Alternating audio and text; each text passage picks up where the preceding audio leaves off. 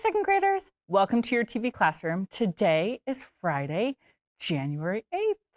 I hope you had a great night last night. Before we get started with our math, let's check in with our zone. How is your body and your mind feeling? That should give you a clue as to how my body and mind are feeling. Did anyone catch that clue? Rafa, did you catch my clue? What zone do you think I'm in for my clue? Oh, the blue zone would be correct. I am feeling a little bit tired. It's lunchtime here at the TV classroom, and I need to eat my lunch. It will give me some energy. So I'm going to get my lesson done, and then I'm going to have some lunch. I don't have time to have it yet, so I'm just going to power through. Sometimes when we're in a zone, we just have to power through and get to the green zone and put our heads down and get the work done. And that's what I'm going to do today. What zone are you in today? Make sure you share with your learning buddy or someone around at your home, because it's important that you share your feelings out loud. Now, if you need a few moments to get, I'm going to yawn again. My goodness. If you need a few minutes to get yourself ready to learn, you can do that during our Fact Fun Friday. The rest of us will work on our facts. Make sure you're ready to go with telling time when you see me get to that point. All right, Fact Fun Friday. 21 minus 9. What is 21 minus 9? Well, how could you figure it out? Oh, Gus. I forgot to switch them again, friends. Gus says, Mrs. Wally, I'm in a wrong color. Mrs. Wally is tired. She needs some food. Okay. Well, there's 1 and 9 and then 8 left over. So I'm going to take 21 and take away 1, and that's going to leave me with 20. And then I'm going to do 20 minus 8. And that equals 12. So 21 minus 9 is 12. How could we check Gus's thinking? We could add 9 to 12. What is 9 plus 12? It's 21. Great job, Gus. Okay, 16 minus 9. Well, is there 6 in 9? And how many are left over? 3. So what is 16 minus 6? 10. And then what's 10 minus 3? That's easy. 7. So what's 16 minus 9? It's 7. Or you might know the fact 9 plus 7 equals 16. So 16 minus 9 equals 7. Knowing your fact families is also helpful. 15. 9 and what makes 15? Well, 9 to 10 is 1, and 10 to 15 is 5, and 5 and 1 is 6. That's right. The fact 9 plus 6 is 15. I know that one. So 15 minus 9 equals 6. Excellent job. 14 minus 9. Well, if 15 minus 9 is 6, then 14 minus 9 is 5. Very good. This number went down by 1, so this number has to go down by 1. How can we check our work? Put 9 and 5 together, and what do you get? 14. Kiss your brains. Okay, 11 minus 9. Now let's think about that for a minute. We have 11, and it's made up of 9 and what? 9, 10, 11. 9 and 2. 9 and 2 makes 11. So 11 minus 9 is 2. Excellent work. Okay, today we are learning to tell time to the nearest 5 minutes. I have my handy dandy clock. So we're going to be using that. But first, we're going to look at the problem. So Mr. Kevin, we're going to be doing some back and forth with the clock. Okay? All right. So first, let's look. It says, write the time shown on each clock. Well, the first one's easy. I don't think that we need to do it on the clock. Where's the hour hand? It's at the 7. And where's the minute hand? At the 12. So what time is that clock showing? 7 o'clock. Make sure you're writing your time on your whiteboard. Okay, let's look at the next clock. Oh my goodness, look at all of them. All of them have the minute hand pointing right at the 12. So we know all of these are gonna have 0 minutes because when we're at the 12, our hour, the new hour starts, which means we're 0 minutes into the new hour. So looking at the next clock on the right, what time is it? 9 o'clock, because the hour hand is pointing at the 9. Okay, the first clock on the bottom, what time is it? Very good, 2 o'clock. The clock on the bottom right, what time is it? 6 o'clock, because the hour hand is pointing at the 6, and we're at 0 minutes in the new hour. We are right at 6 o'clock. Now that wasn't to the nearest 5 minutes. That was just a warm-up. Are you ready? Evan starts eating breakfast at the time shown on the clock. What time does he start eating breakfast? So I'm going to put that time on my clock, and Mr. Kevin's going to show my clock so we can look at our clock that has the colors. And let's take a peek. Okay, so looking at my clock, where is the hour hand? It's in this orange shade, which means it's between the 7 and the 8. So this is the 7 o'clock hour. So the hour's going to be 7. And what's the minutes going to be? Where's my minute hand? Yeah, it's pointing here at the 4. So let's go ahead and go back to the PowerPoint. And let's skip count by 5s on that clock. Are you ready? I've put the 7. Did you put the 7 on your whiteboard? Now let's skip count by 5s. Ready? 5, because look, 1, 2, 3, 4, 5 minutes have passed. 5, 10, 15, 20. How many minutes have passed in the hour? We got to the 7 o'clock, and now how many minutes have passed? 20. So the time is, we've had 7 hours and 20 more minutes. Okay, awesome. He starts eating breakfast at 7:20. Let's see how we did. It says you can use the clock to find the hour and the minutes. The hour hand is between the 7 and the 8. That's what we did. And the minute hand is pointed at the 4. Skip count by 5 4 times to find the minutes.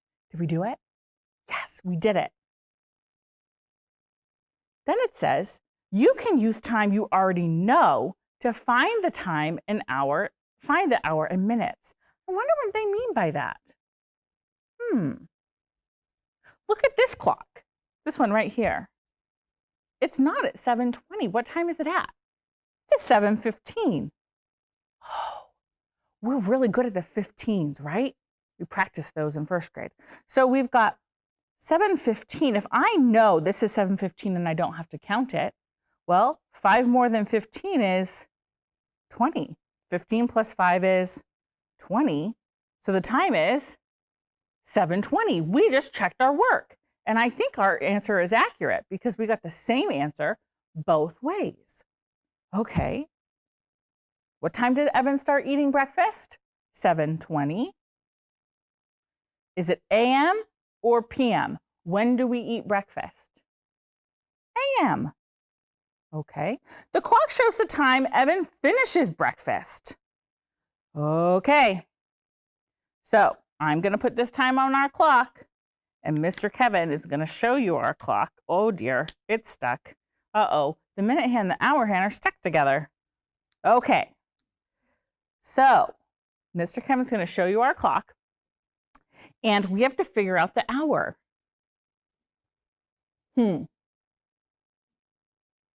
This is when kids get tripped up with time. Because our brain likes to do what's kind of called compensating, where it'll just move to the next closest thing. But where is the hour hand? It's right here. Which means it's still in the orange. It hasn't made it to the pink yet. If it's still in the orange, what hour is it in? Yeah, it's in the 7 o'clock hour. So what time is this clock showing? Yeah, 7 what? Oh, I heard someone say, I know that when the minute hand points to the 9, it's 45. 45, 50. Let's go back to our PowerPoint. So we said the hour was still 7 o'clock. How did we know that? Make sure you tell your learning buddy, or you can just tell me or someone there in the room. How do we know it's still 7 o'clock? Yeah, Gus, we know it's still 7 o'clock because it hasn't reached 8 o'clock yet. It's still in that orange color, which means we're still in the 7 o'clock hour. We haven't made it to the 8 o'clock hour yet. Okay. Did we skip count to find the number of minutes? Yeah, we did. We said Evan finished breakfast at 7:50, and we used what we already knew about the 9, which is 45 minutes, and then skip counted 5 to make 50. Let's check our work. Let's count all the way around the clock. Here we go. Ready? 5, 10, 15, 20, 25, 30, 35, 40, 45, 50. We checked our work. We got the same answer. Excellent. Now, second graders, is this AM or PM? AM is morning time. PM is afternoon. Like literally after 12 o'clock, afternoon. Which one is it if he's finishing breakfast? It's AM. It's still in the morning. So he started breakfast at 7:20 and finished breakfast at 7:50. The top clock shows when Mark goes to bed. Write the same time on the digital clock. So you're just going to write it on your whiteboard. What time does Mark go to bed? Circle AM or PM. So you're going to write AM or PM on your whiteboard. So that clock is showing this time.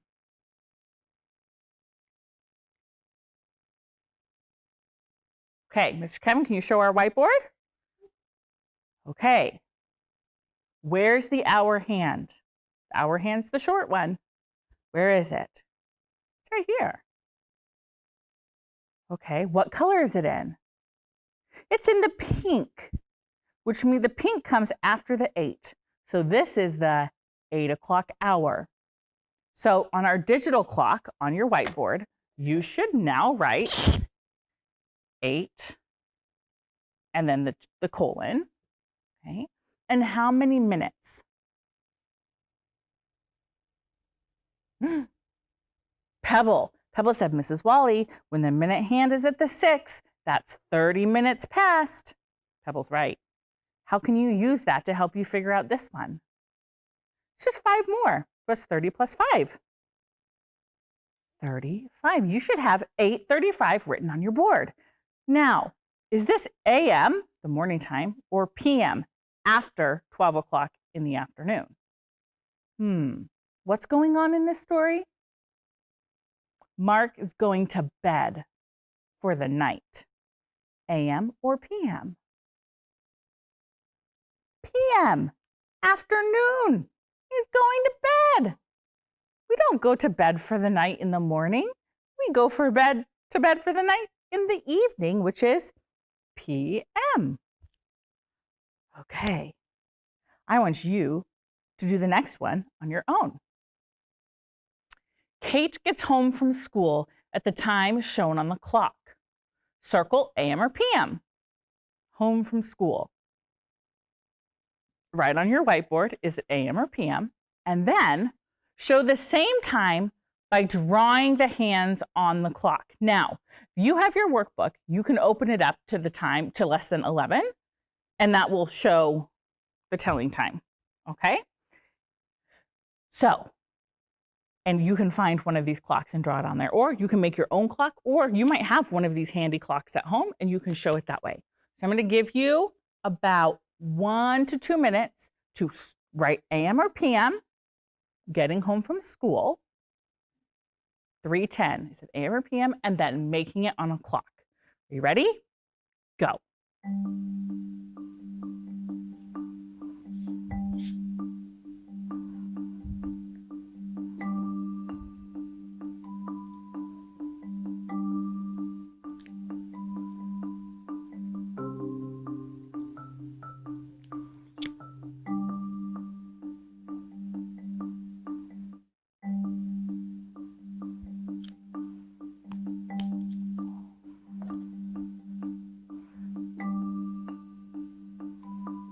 Be really thinking about the minute hand being long, the hour hand being short.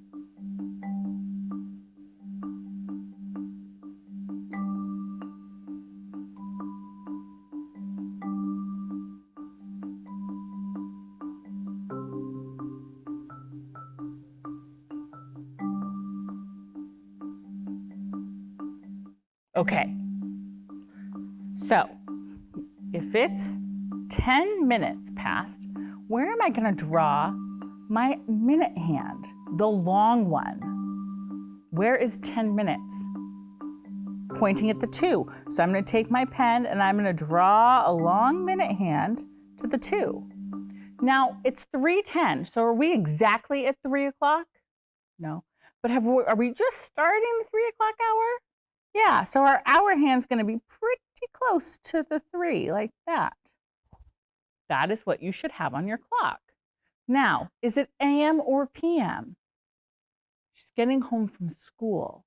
Do we get home from school in the morning or the afternoon? The afternoon. And how do we show afternoon when we write the time? PM. Excellent job. Okay. Let's take a look at these clocks. We have to figure out which one says 11:40. So let's go through each clock and read the time. This first one has the hand almost to the 8, but not quite. It's a little bit before it. And the minute hand at the 11. What time is that clock showing? 7:55. Is that 11:40? No. Some students would think this is 11:40 because there's a hand pointing at the 11 and a hand pointing at the 8. And so they just skip count to the 8 for 40 and they say it's 11:40. But they're wrong. That's the minute hand. That's 55 minutes. So it's not A. Okay, let's look at B. Let's look at the minute hand. Where's the minute hand? 5, 10, 15, 20, 25, 30. 30. Ooh, the minute hand's at 40. Where's the hour hand? It's right here. Has it gotten to 11 yet? This is 10:40. It's not this one. So which one is it? Is it C or is it D? If you said D, ding, ding, ding, ding, ding, that is the clock that shows 11:40. Now today for your homework, you're going to do page 281 and 282, working on writing times in digital form and writing times on the analog clock and telling time. Okay? Today we learned to tell time to the nearest 5 minutes. We can identify the hour and the minute hand on the clock. We can tell the hour, we can tell the minute, and we can use the time to answer questions. Excellent job, second graders. Now before I let you go, please make sure during your learning break, you get your ELA packet, your pencil, and your learning buddy so that you can be ready to learn with Miss Oslin. Have a great break, and I will see you on Monday. Bye.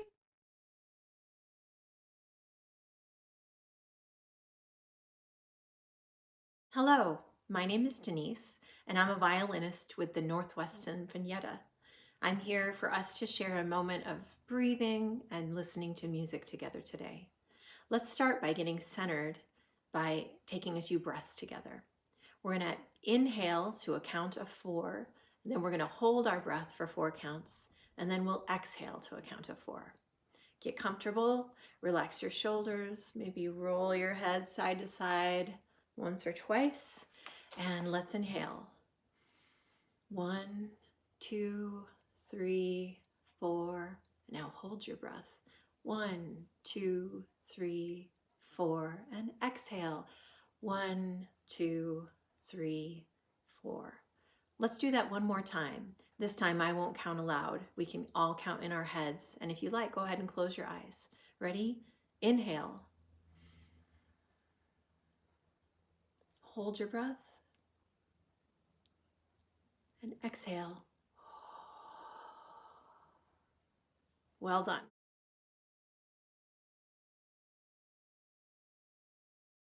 I'm going to play a piece called Fairy Tales for you by the composer Ignatius Sancho.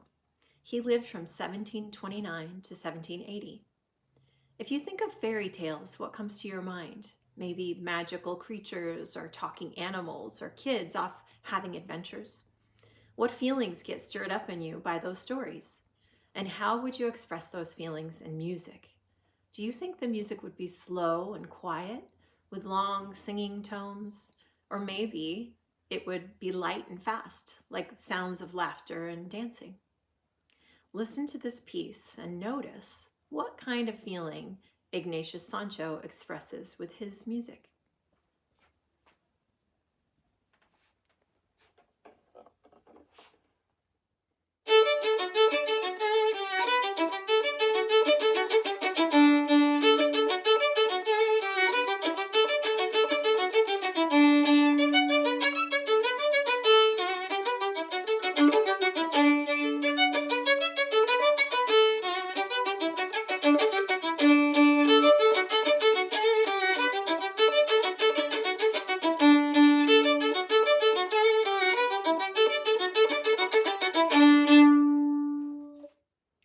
What do you think of that music? It sounds pretty light and happy. You might think that Mr. Sancho really liked fairy tales and that maybe he also had a good sense of humor and was a happy person to be able to write a piece like that. It's amazing to me to know that Mr. Sancho was born in 1729 on a slave ship off the coast of Africa. He faced the world alone because he lost his parents when he was young. Despite being enslaved, he taught himself to read and write and to play music. He spoke out against the slave trade and wrote essays, plays, poetry, and music. Here's another beautiful piece by Ignatius Sancho. It's called Minuet number 15.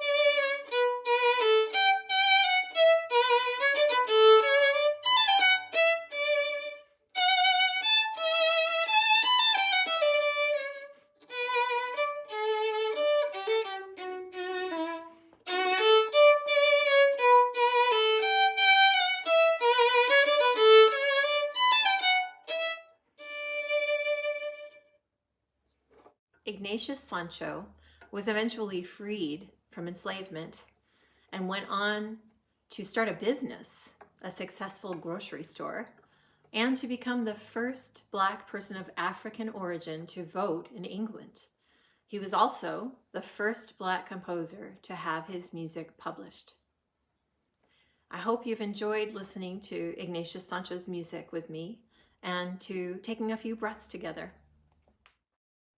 Welcome back from your break, second graders. I hope you had the opportunity to gather your materials, including your Learning Buddy and your ELA packet. I also want to make sure that you have all of the other work that we've been doing about letter writing. You've begun to compose or write some letters, and you have several graphic organizers that you can use to help you with your independent work today. Now, we have been learning all about letter writing and why people write letters. They write letters to give information, to invite someone or something, to ask questions. They write letters to maintain relationships. They also write letters to persuade or change the way that someone thinks.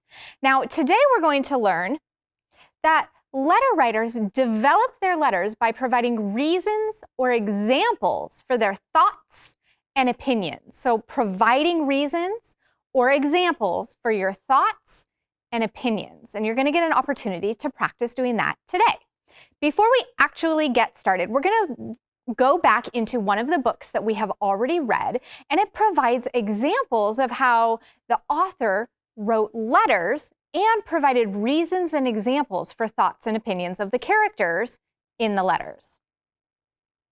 The book that we're going to read is Plantzilla by Jardine Nolan, and it was illustrated by David Catrow.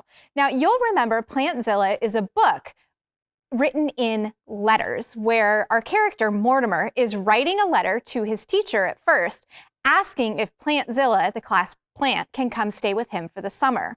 Then, as the story goes on, Mortimer and the teacher and Mortimer's parents write letters back and forth, giving information about how Plantzilla is doing. They ask questions of each other, and they show a lot of the features of letters that we have been studying. Today, we're going to read some of the letters and think more about how the author of the letter provides reasons or examples for their thoughts and opinions.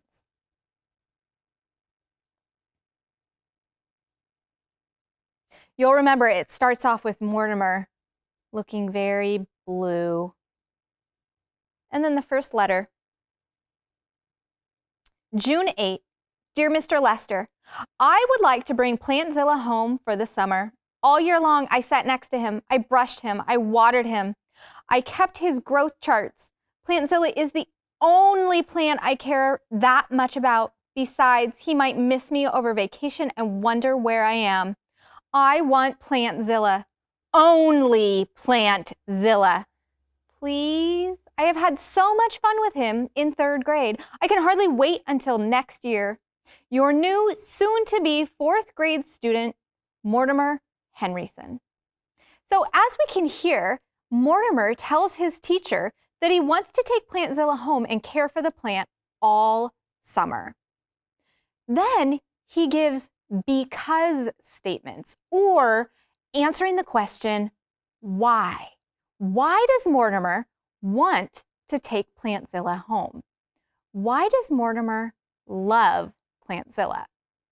I'm going to reread some of this letter, and I want you to be able to answer the question, Mortimer loves Plantzilla because, here we go. I would like to bring Plantzilla home for the summer. All year long, I sat next to him. I brushed him. I watered him. I kept his growth charts. Plantzilla is the only plant I care that much about. Besides, he might miss me over vacation and wonder where I am. I want Plantzilla. Only Plantzilla. Please? I have had so much fun with him in third grade. I can hardly wait until next year. Now, here's your sentence frame. Mortimer loves Plantzilla because, take some think time.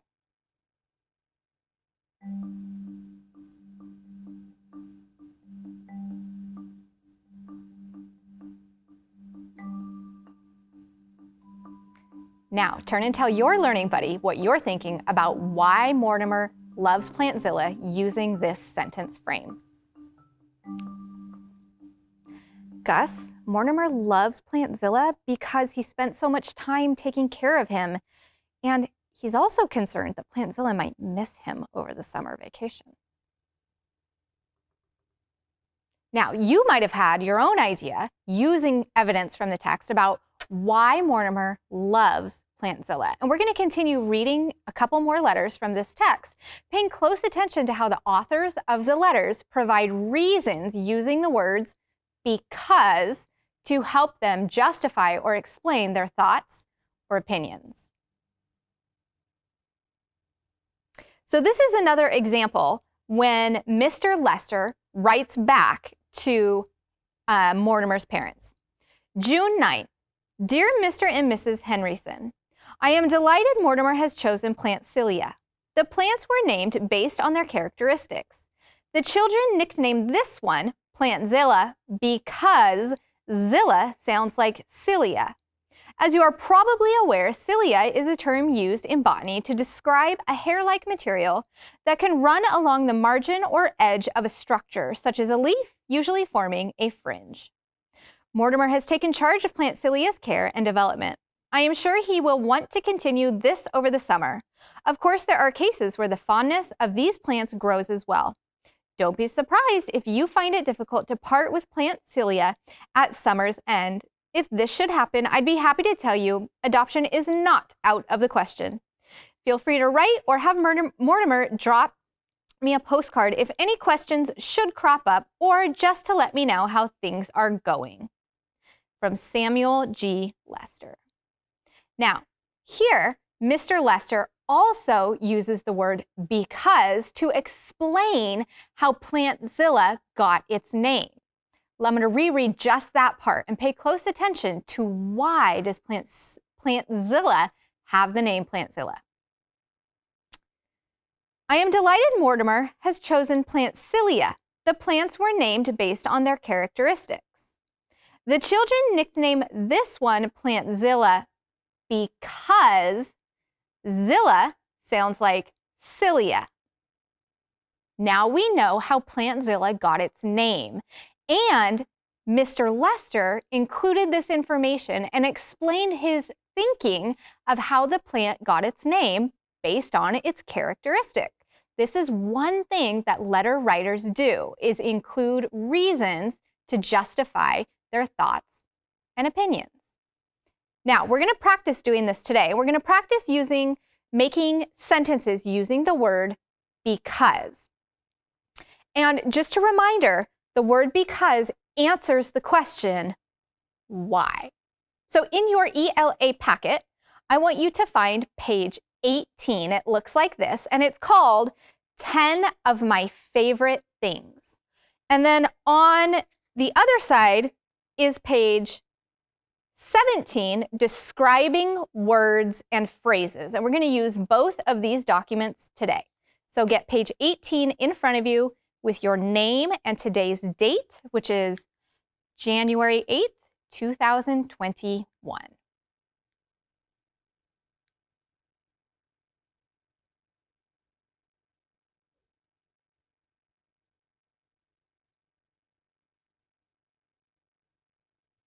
Now we're going to work today to come up with, we're not going to do all 10 together, but we're going to do some of the 10 things, 10 favorite things. And you're going to finish these sentences about what is one of your favorite things and why, using the word because and the describing words and phrases at the top of page 17.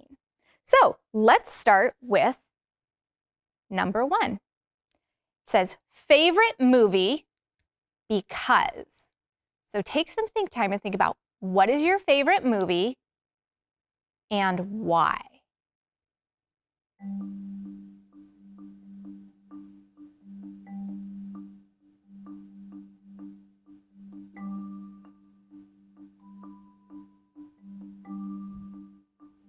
Now turn and tell your learning buddy what your favorite movie is and why. And try to use some of the describing words and phrases that are on page 17 to help you if you need help. Gus, I really enjoy the movie Inside Out because it is similar to what we do here at TV Classroom, talking about our zones. It's also funny, and I think it gives people who watch it really good examples of different feelings and really lets people know that it's okay to feel any emotion. Now, I'm going to add onto my list of 10 of my favorite things, my favorite movie and why, and you are going to do the same. Go ahead.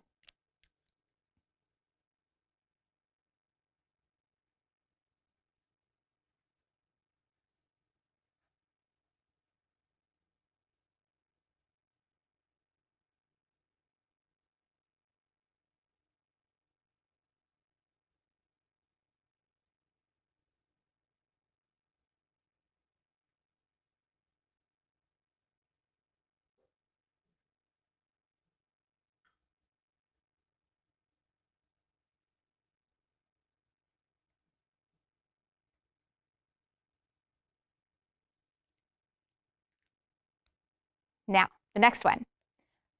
Favorite school subject. Think about what is your favorite thing about school.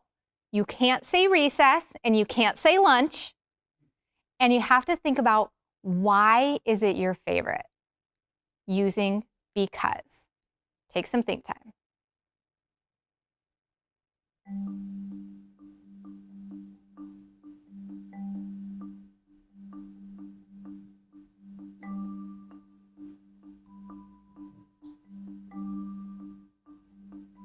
Now, turn and tell your learning buddy your favorite school subject and why, using because.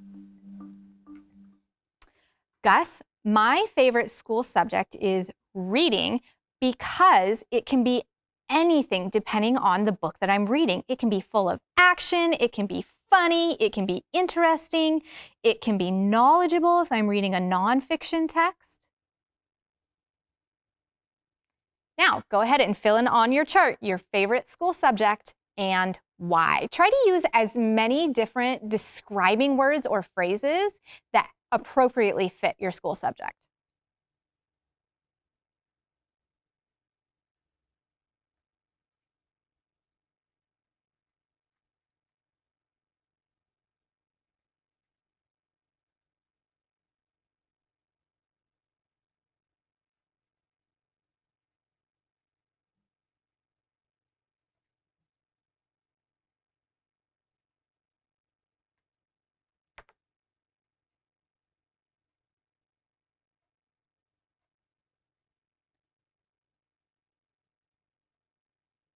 And I always spell the word knowledgeable wrong, so I checked on my chart to make sure that I spell it correctly.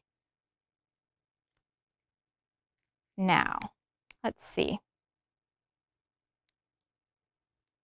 Why don't you go ahead and pick whichever one you want to do next? It could be your favorite hobby, and I was thinking about doing that, but reading is actually my favorite hobby, so I just didn't want to double up on that one. It could be your favorite sport, your favorite book, your favorite TV show, your favorite kind of music, favorite thing to do on a vacation, your favorite food, or number 10 is your favorite teacher. So take a moment, pick one, think about what is your favorite and why, and complete it on the chart. Use the describing words and phrases chart to help you if you need help thinking about why something is your favorite. Go ahead.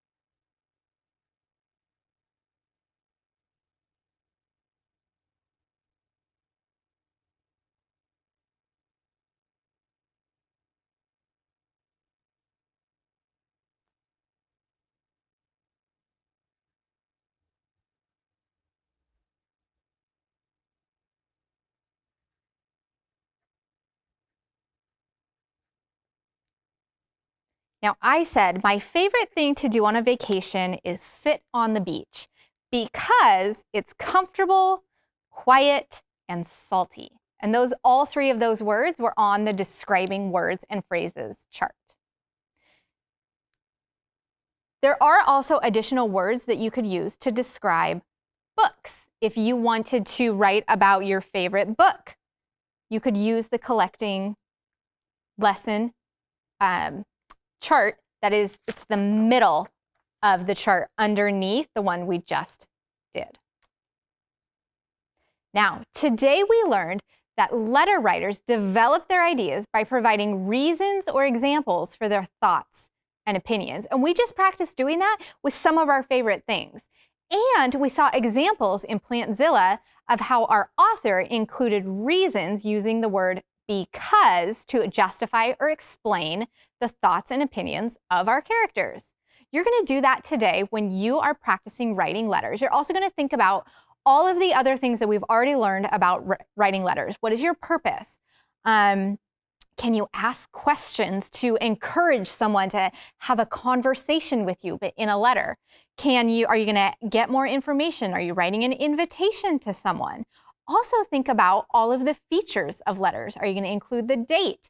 Make sure you say who it's to, who it's from. Are you going to write it as a formal or an informal letter? And see how many words you can use, descriptive words you can use from our chart to justify or provide reasons of your examples, thoughts, and opinions.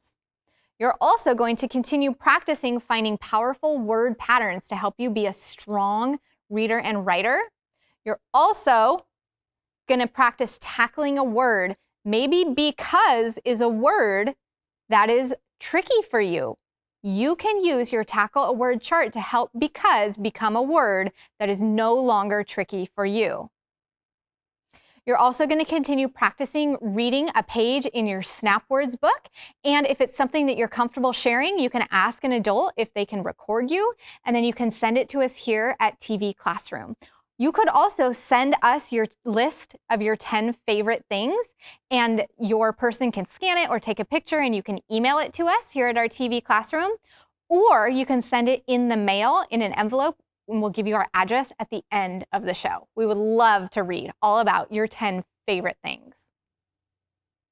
Just a reminder, your upcoming special guest here to TV Classroom, on Wednesday, January 13th, we're going to have Tawana Nobles, who is our recently elected Washington State Senator.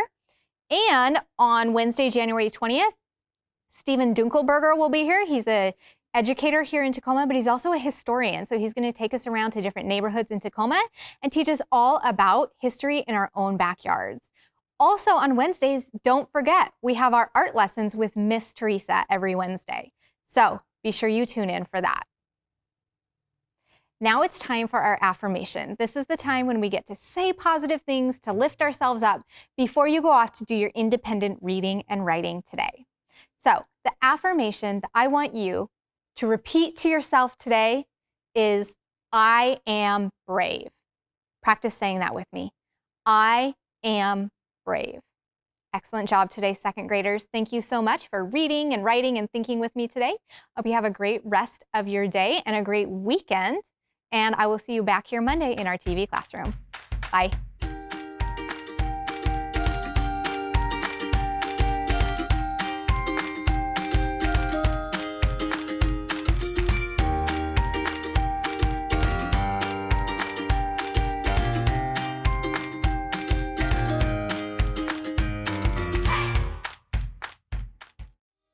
Hey kids, we want to see your work. Just send your pictures and your stories to TV Classroom, 601 South 8th Street, Tacoma, Washington, 98405.